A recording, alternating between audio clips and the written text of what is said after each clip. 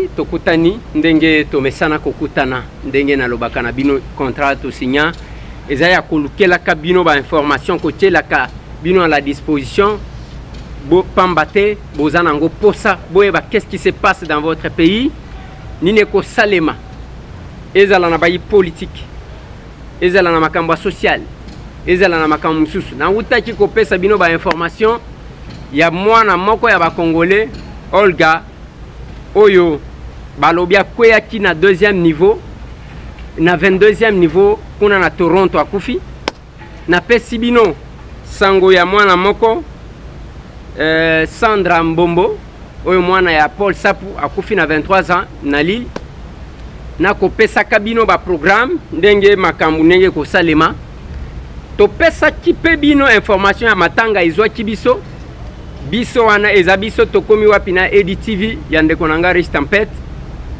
tokufela kindeko moko ya mwasi tokendaki ti komema ye na cimetière bisika kunamaki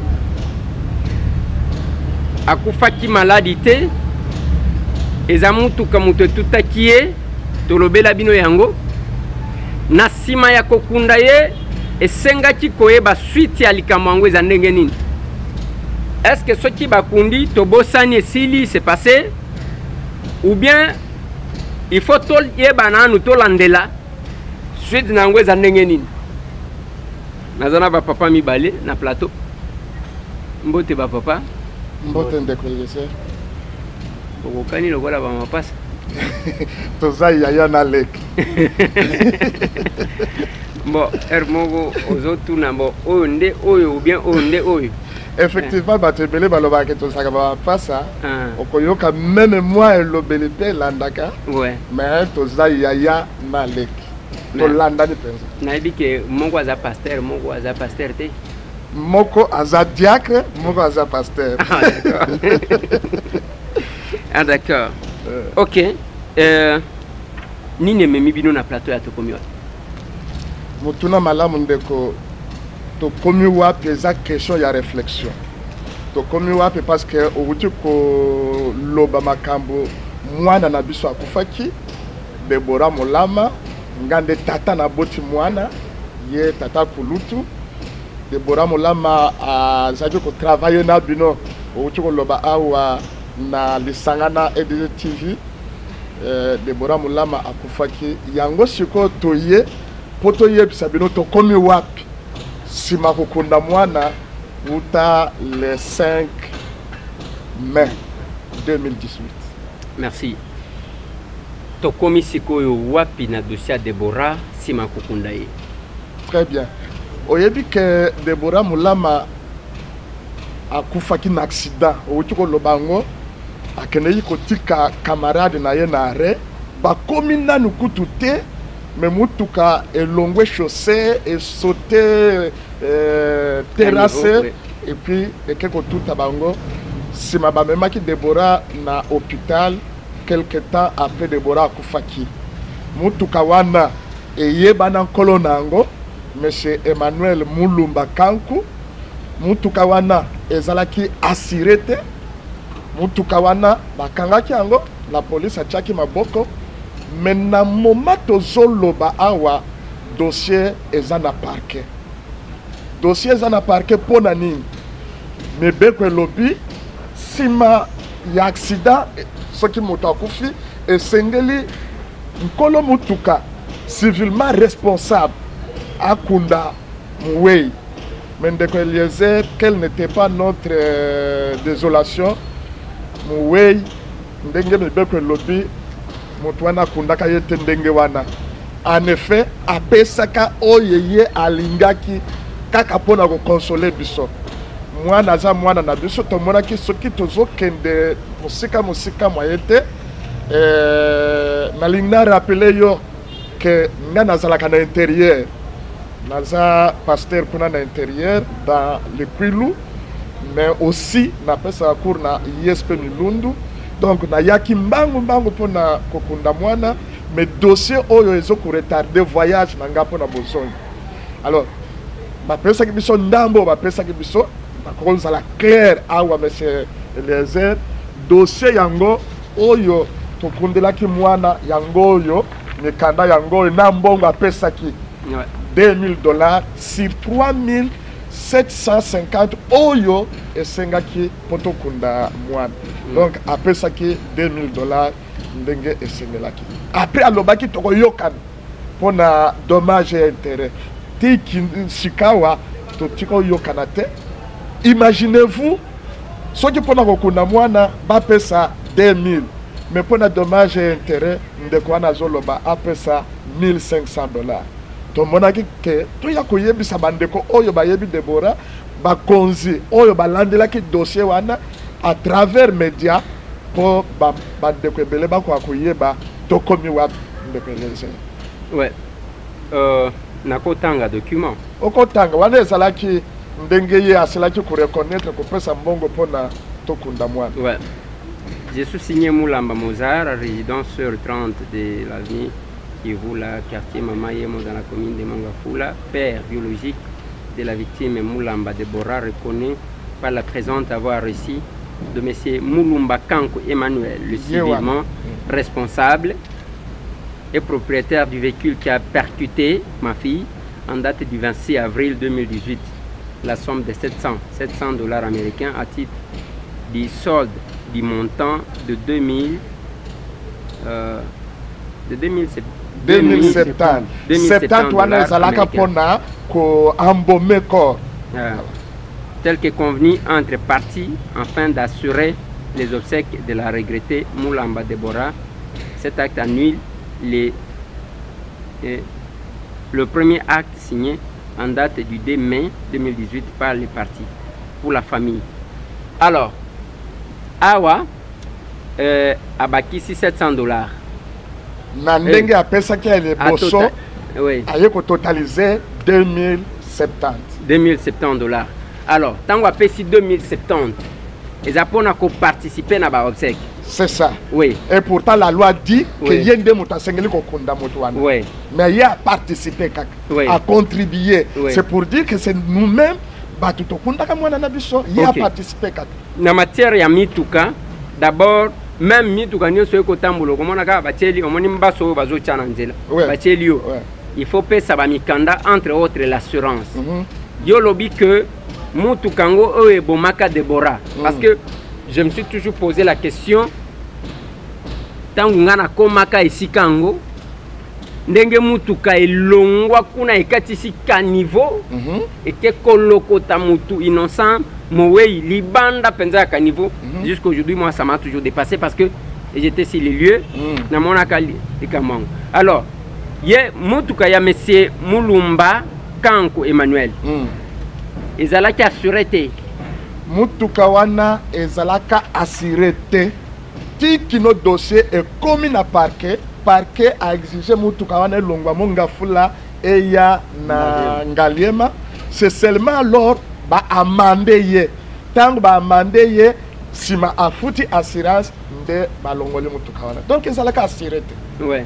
Donc tango salaki accident ezalaki assuré te. Ezalaki assuré te mais mutuka ezo tambola na nzela nazo connu tuna. C'est là encore une vigilance pour que lukana ba konsina biso ndenge nini mutuka 207 et tambola ke memaka bato mais eza assuré te.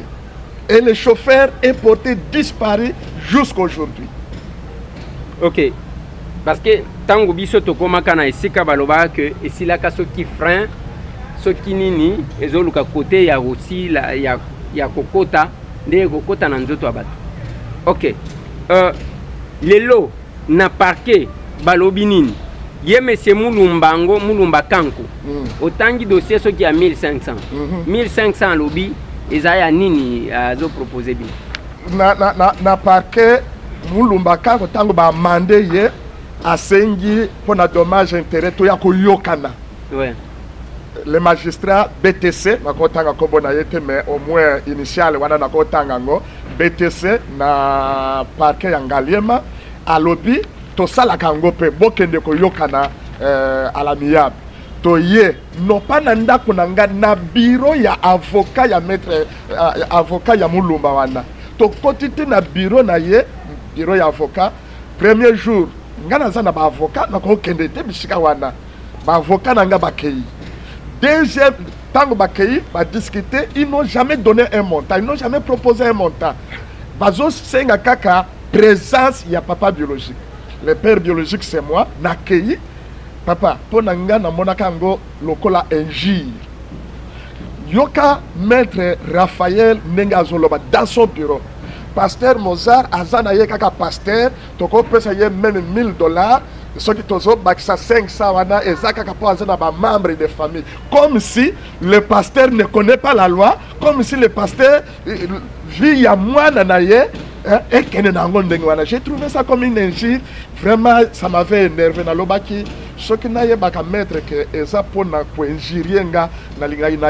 J'ai des avocats.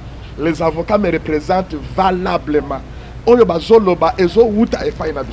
vous me proposez 1500. Donc, on vous propose $1000. Mais pour la mawaya bato, vous pouvez vous imaginer. Vous pouvez vous imaginer.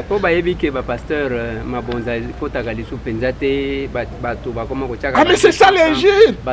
C'est ça l'injure. Alors $1000 donc et ça ceux qui m'a bonza ya une année. Lui pense Limbisanga. Ezala Emmanuel Kankou, ezala maître Raphaël pense que parce qu'on est pasteur, bon Souti Kakawana. Mais en dehors il y a pastoral. Ayebike onganaza. Et donc, ça, c'est injurier le métier pastoral. C'est ça. Pour Azaka pasteur, tu peux payer $1000 comme si pasteur Azaka est là. Mais moi, ce qui me touche, et ce qui m'avait touché même ces jours-là, et ça m'a kila ya moi nananga. Papa Eliezer, vous pouvez vous imaginer, même Mir, moi nazo le canaillé, Mir yanda kwe kwe moi na. Mais il y a des dommages et intérêts. A forcerie, oyo mutuka. Moi, na télémina yekuna mutuke longwe na chaussée et yeko tout à mot. Comment on peut dire des choses comme ça, surtout un homme de la loi? Oh, si les juges qui me suivent maintenant peuvent prendre ça en charge. Non, je pense que Mboka na besoin ko bonga kende liboso. Ouais. Papa Mozart, Déborah Azaki Gotanga. Déborah Atangi Wutak, école gardienne, école primaire, école secondaire, ba humanité, te na université. Azaki na dernière année na ye. Naïfasik. Naïfasik. Ouais. Vous comprenez, pendant que Bissot ozo préparé collation, on vient nous arracher. Déborah Azaki confidente nanga. Vraiment, Nakati Yabana, on parlait un même langage na Déborah. Et quand je parle ici, ça me touche très fort. Chaque semaine, cette fille ne manquait pas à m'envoyer un savon. Papa, le véhicule va venir, je vais t'envoyer ton savon là. Papa, je vais t'envoyer les biscuits. Déborah, moi nazotang. Alors, imaginez-vous un papa qui dépense de l'argent de la naissance, d'ailleurs même la conception, parce que naba chinois, conception, jusqu'à ce que, comme la dernière année, vous comprenez combien de dépenses nous avons fait. Et si on pouvait calculer dans ce sens-là, on y a proposé 1500. J'ai dit, Ezala 10 millions de dollars. Je lui ai dit ce jour-là, en présence, il y a Maître Raphaël.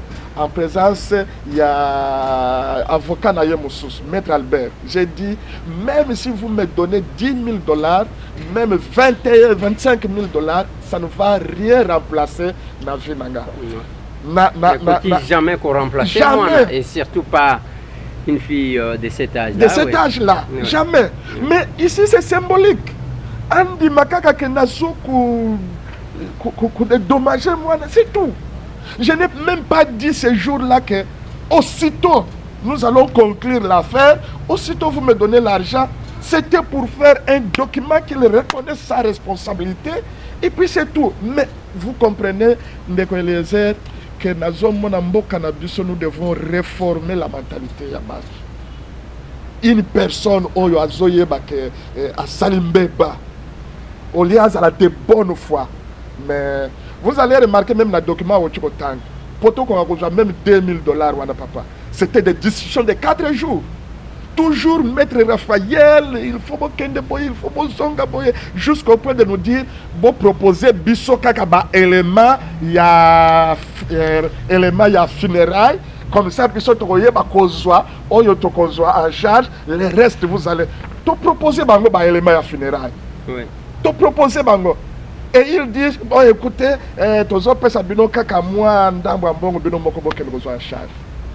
4 jours après, nous avons dit ok, mais pour les dommages et intérêts, voilà ce que Bazali Koumé m'a dit. Voilà. Na minute oyo. Bon, ou bien loi ezoloba que mutuka ya mutu, comme c'est pas lui qui était au volant, même ceux qui est bomi mutu, et tikali ndengwana, le propriétaire ne peut plus faire quelque chose. La loi ne dit pas ça. Oui. La loi ne dit pas parce ça. Parce que Maître Raphaël Wanozotang, bon, on a dit Maître Raphaël, te place à Zali. Maître Raphaël Wanozotang, Azam Tom Mibeko. Donc, il est censé qu'il sa client que voilà ce que dit la loi, la Bakaya Boy. Voilà. Ce qui, le col à Moutou Kanawe Bomaki, Oyo Pesi Wanesili, donc Oyo Bakisawana, Ezaya Mawa peut-être. Nde esika bakonzi ya mboka na biso esika bato nyonso bayebaki dossier ya Deborah basengeli kofongola miso parce que j'ai dit na papa Emmanuel Kankou ton avocat azoko aider yote papa Eliezer normalement depuis le premier jour que M. Kankou s'était présenté Mibeko ezoloba lokola mutu kezalaki assuré te M. Kankou devrait être au cachot en prison. Défaut d'assurance. Ça, c'est un point culminant dans le dossier Oyo. Défaut d'assurance. Monsieur Kangou devrait être en prison. Mais bon, il me semble que mon thème Mawanabiso est Sungaki Bisoté. Nazo pour regretter que mon mais il y a civilement responsable, il n'est pas pénalement responsable. Il est aussi, à cause du défaut d'assurance, c'est là où il devient pénalement responsable. C'est ce que dit la loi. Et il doit payer. Il doit payer. Oui, mais papa, peut-être, papa Zolobaté, Zakal.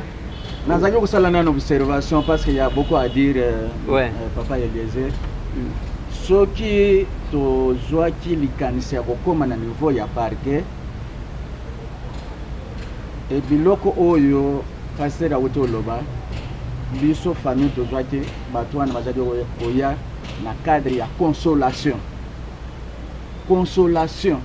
Or biso bato to perdre mwana biso bato to bungisi mwana ya zalaki utile na biso en tant que parent mais bango bazo ya utiliser mot consolation ezaki injure mais na minute oyo eloko papa Eliezer na go lobo opinion nazo senga na autorité boyo bazo landa biso bafungula miso na dossier oyo balandela dossier oyo parce que toyebi parti adverse baza makasi na corruption toyebi yango mais toye koyebisa bakonzi par média et que bafongola miso balandela dossier oyo malamu po ete soki ezo blessinga même nazozwa photo ya mwana nazotala elongi ya mwana na tango oyo mwana nanga ndenge azali boye et que soki nazotala photo oyo ezo blessinga oya ko insulter biso oloba consolation to pesa bino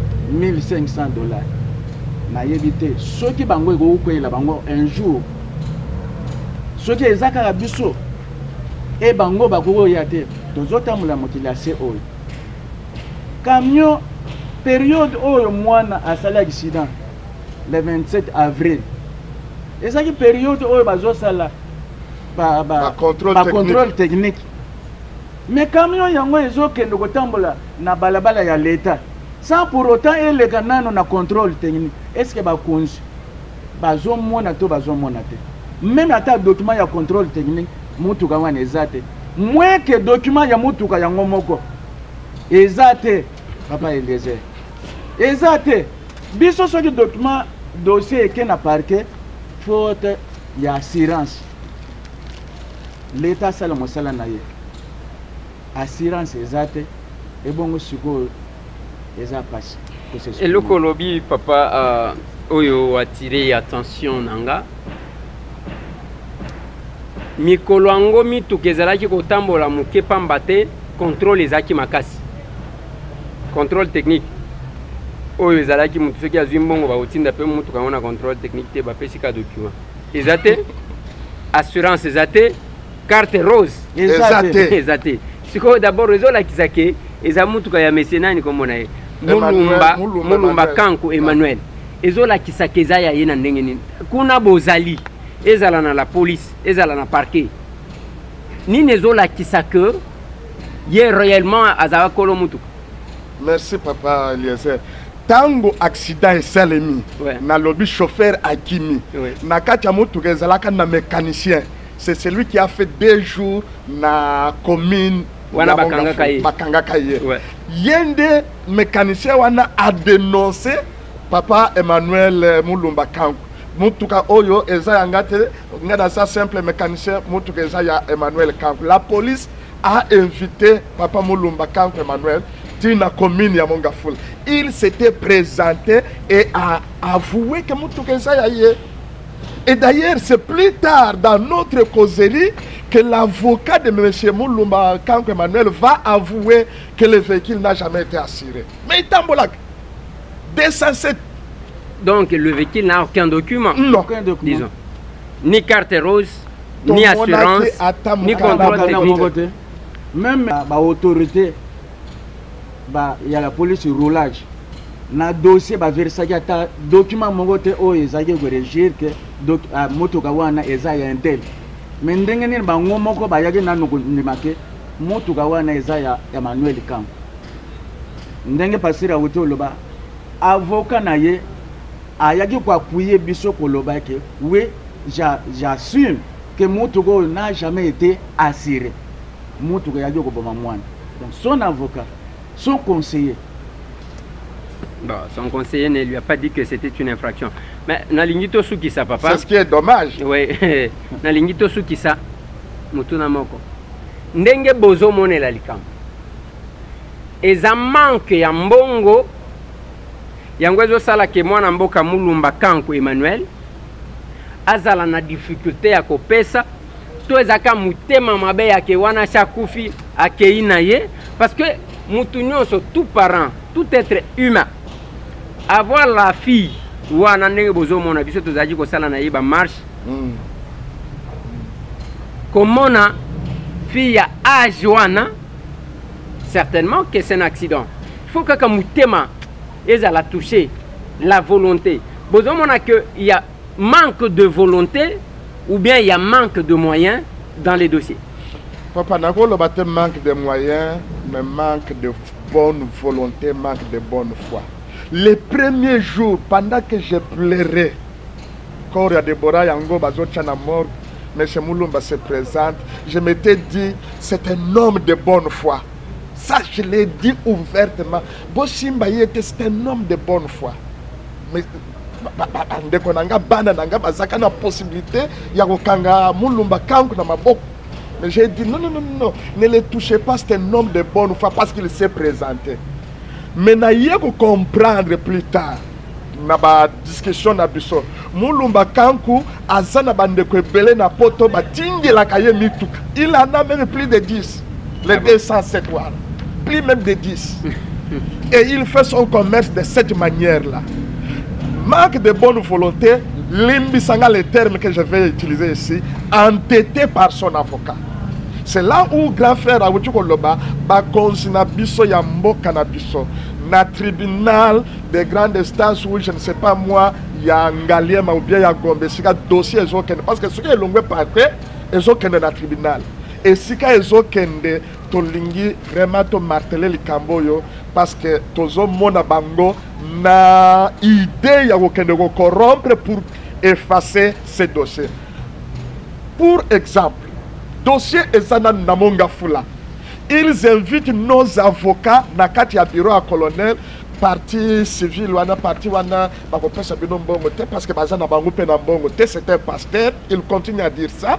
Mais Bissotozo paie 2000 $ pour effacer ma trace à dossier. Vous comprenez? Quand il commence comme cela, là, vous avez appris d'autres sources ou bien...